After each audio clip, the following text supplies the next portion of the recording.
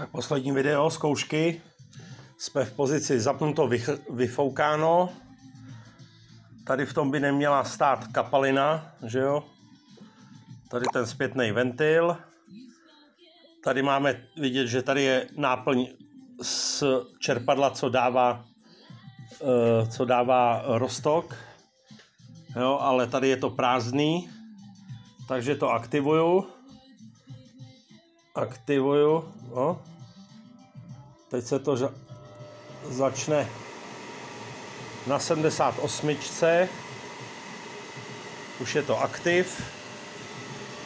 A za chvilku se rozjede pumpa vzduchová. Teď už jede vzduchová pumpa, je to vidět, že se tam obíhají ty bublinky. Už to začalo fičet. A teď se rozjede se i dávkovač, až se začne cukat ta hadička přívodní. Jo.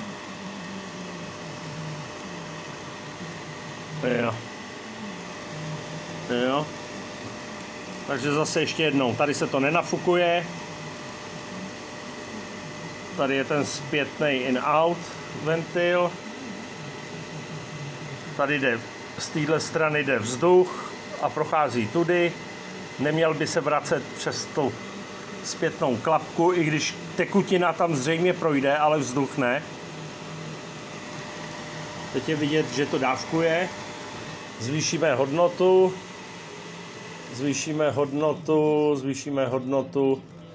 Nechám to běžet, dám to na plný knedlík. Obráceně, sorry. Na plný knedlík a vidíš, pumpa už se začala hýbat. Už se cuká. Jo, jak se cuká, tak to vyfukuje. Jenom to potvrdíme. Že to je na plný výkon. Jo, 99. Tady se to nenafukuje a všechno stačí spálit komora. Tady, když nestačí všechno spálit, pak se to tady nafoukne, praskla mi celá hadička.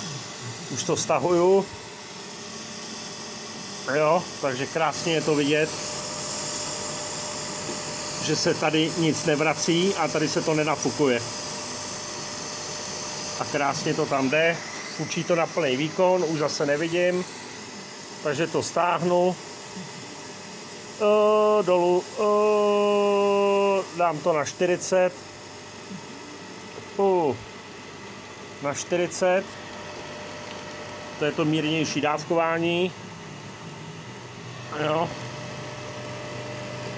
Je to vidět, že je to v pohodě. Tady jsem ten směšovač přetěsnil nylonovou páskou a nechám to už teda vychladit zase, vyfoukat na tady off a už jede foukání a už by je i slyšet to čerpadýlko, že to tam fluše a vhání tam vzduch. Takže tak. Jo, ještě mírně vyfukuje, protože musí vyfoukat všechno, co tam je. Tadyhle v té hadičce, aby tam nestála ta tekutina. Aby se to nenapalovalo. Jo, krásně je vidět, že tam jsou bublinky. Jo. Takže konec zvlášení.